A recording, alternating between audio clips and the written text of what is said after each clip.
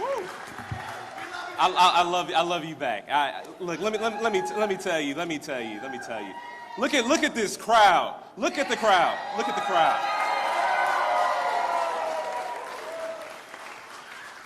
That is what this is all about. It is about the people of Wisconsin. It is about bringing us together. People from all walks of life. People with different experiences. People who see the world in many different ways. But the fact is, when we come together, we are powerful beyond all of our imagination. So I just want to thank you all for being here. And thank you.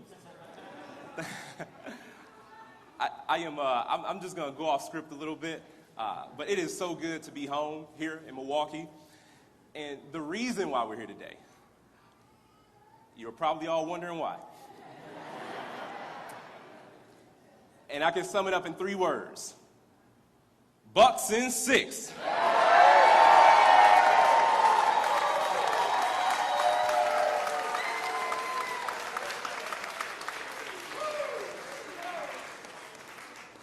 But seriously, I just want to thank everybody who's here today, everybody who's taking time out of their day. It is a weekday. It is a Tuesday at noon. If we can come together like this, we can do anything.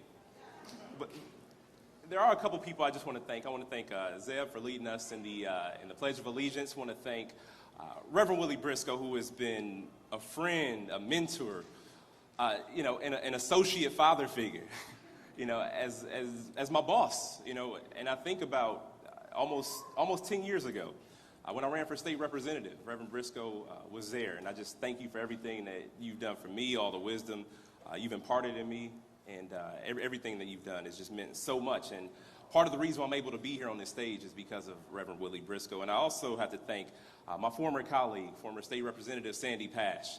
And so let's give everybody a round of applause for being here.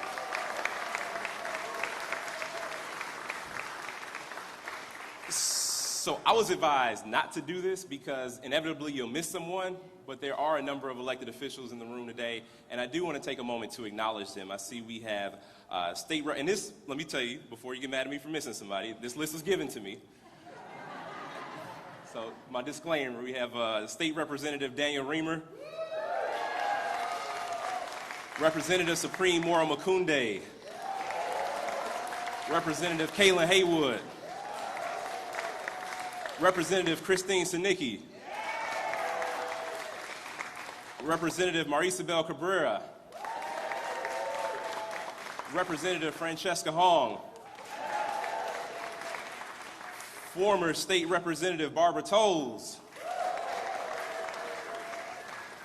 I saw Alderman Nick Kovac walk in at some point. County Supervisor Russell Goodwin Sr., County Supervisor Sean Rowland. I see former School Board Director Larry Miller. Current School Board Director Marva Herndon. School Board Director Henry Leonard. School Board Director Meg O'Halloran. Former School Board Director Paula Phillips. Making the trip from Racine, we got Alders Natalia Taft, John Tate II, West Dallas Alderman Angelito Tenorio, and I got to give a special shout out to Madison School Board Director Savian Castro. Oh. I was going to make it special, but the school board member Ananda Morelli is here, also from Madison. So just got to thank you all for being here, and that's half the room. So, but let me just say this: the fact is, for all the issues that we're dealing with here in the city of Milwaukee, here across the state of Wisconsin, for all of our faults, despite the injustice and the discrimination that people continue to face, my journey to this stage is only possible right here in the United States of America and in the state of Wisconsin. I grew up in a community, this community specifically, right here in Milwaukee, in the face of some very significant challenges, and this is due to historic injustice. injustices that too many people face. And a lot of people think about the zip codes in the state of Wisconsin, specifically 53206 zip code, which is where I was born. It's one of the nation's most impoverished, one of the nation's most incarcerated areas. But what people fail to see is the joy, the resilience, the hope and the opportunity that lies within that very community, and so many others like it across this state and across this country.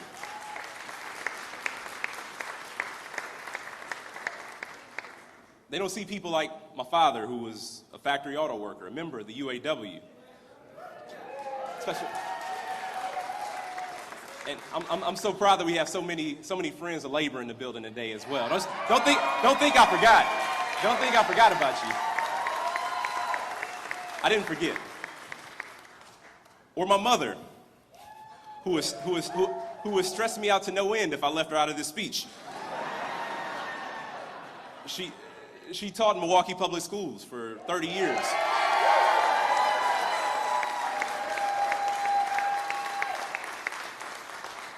Also a proud union member. You know, people from where I'm from, people from this part of the world aren't expected to make it to the state capitol. And that's if they're expected to make it at all. And that's something we have to be committed to changing. We have to give every ounce of ourselves to making sure that opportunity exists all over this state, all across this country equally, because at this point it does not. I believe that we need to build a better America where the opportunity that I was able to find isn't so rare. An America that works for all of us, not just the wealthiest few. I believe that together we can rise up and make a difference by building a movement that channels Wisconsin's legacy as the birthplace of the labor movement, the birthplace of the progressive movement. We can today build a movement for justice, just like freedom fighters did so long ago right here in Milwaukee. We can embrace the legacy of people like Ezekiel Gillespie. We all know the story of the conductor on the Underground Railroad right here, who in 1865 had the audacity to say, and as a black man, no less, in 1865, had the audacity to say that I'm going to go vote. Just watch me do it. And his Supreme Court decision, because they told him he couldn't vote, he took his case to the Supreme Court. And that Supreme Court case guaranteed the right to vote for black people right here in Wisconsin, which was a groundbreaking decision. We have done big things before in Wisconsin. We're going to do them again.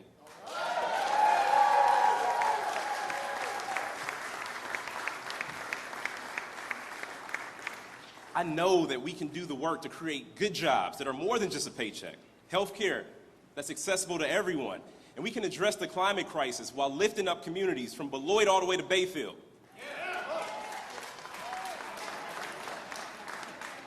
And we can do this while recognizing the opportunities that lie with every farm and every town in between, the places that for too long people have been left behind. And that's why today I'm proud to announce my campaign for the United States Senate.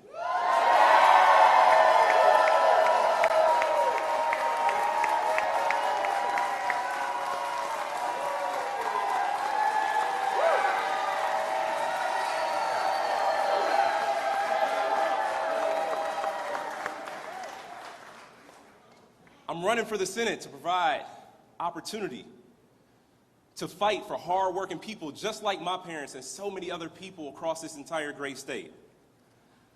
I'm running to build on the legacy of those brave freedom fighters who came before me, who stood up for our most basic rights. I'm running because it's time for Wisconsin to do big and bold things once again.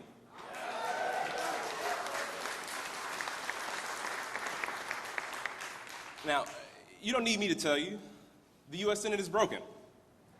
Senator Ron Johnson is not delivering for the people of Wisconsin. He's joined by so many other cynical politicians who use false choices to divide us for their own political gain. But I know that when we all do better, we all do better. When we lift up families in Milwaukee, it helps farmers in western Wisconsin. When we fight for the mill workers in the Fox cities, the benefits are felt from Janesville all the way to Superior.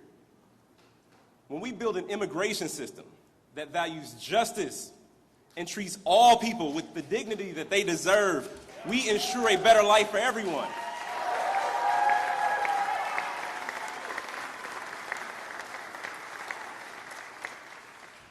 And I know that we can do the hard work to keep our communities safe from fear by tackling gun violence. We need to clap harder for that, because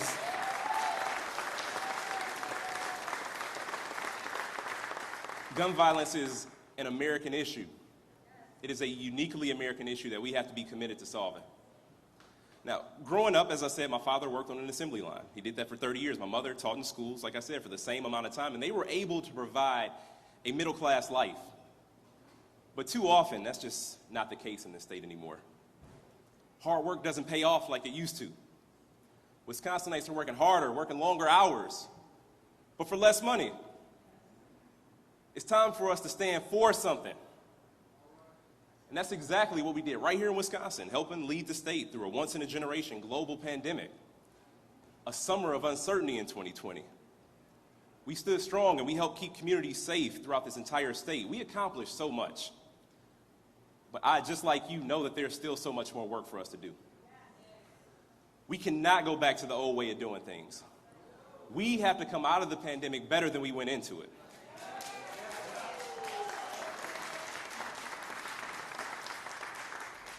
It is getting harder and harder to pay your rent. Getting a mortgage is almost unattainable these days for too many people. It's harder to pay for health care, harder to pay for child care. It's harder to pay for education. We shouldn't have to pay for education in the first place.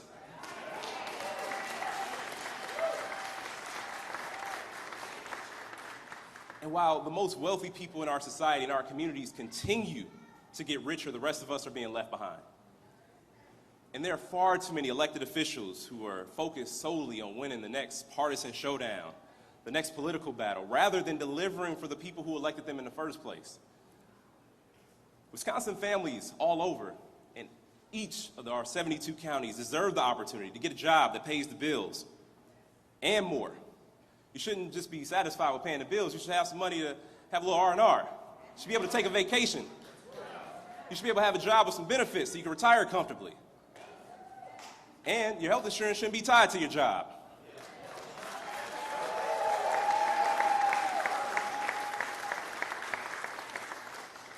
We know that health care has to be a basic human right, as is the case with clean air and clean water, but that's not the reality for too many people. And you should have the right to have your voice heard at the ballot box without politicians getting in the way of it.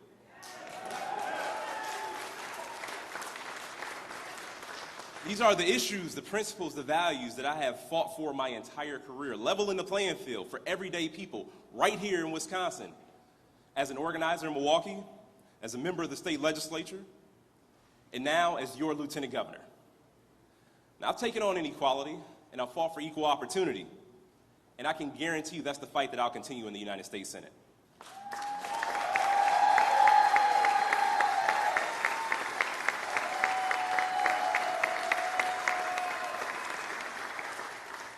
Now, you know, speeches, these are just a moment in time. But today, let's dedicate ourselves that this moment will light a movement that carries us through the next election and beyond. We can't be satisfied with just getting through another election cycle. We have to look towards the future. We have to organize for better. We have to organize for more. We have to organize for the next generation. And I'm happy to see so many children here in the audience today, because this is what we do this for. This is why we're here today.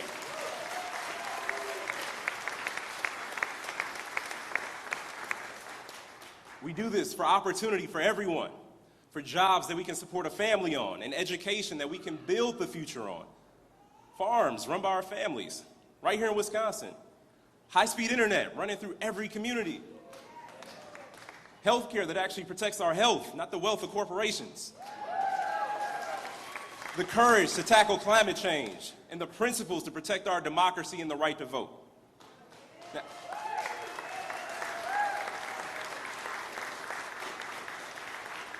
Now, call me an optimist, but I know that we can do this. I believe deeply that we can do this. I know that we have to do this, but we can only do this if we do it together. So if you work with us, and you organize with us, if you push with us and you pull with us, I know that together we can build the future that we all know is possible. I know that we can build a future right here in the state of Wisconsin where the doors of opportunity are wide open for anyone with a dream and the passion to carry it forward. I want you to look at this as day one on that journey, Wisconsin. Thank you so much for having me. Let's go out there. Let's take down Ron Johnson.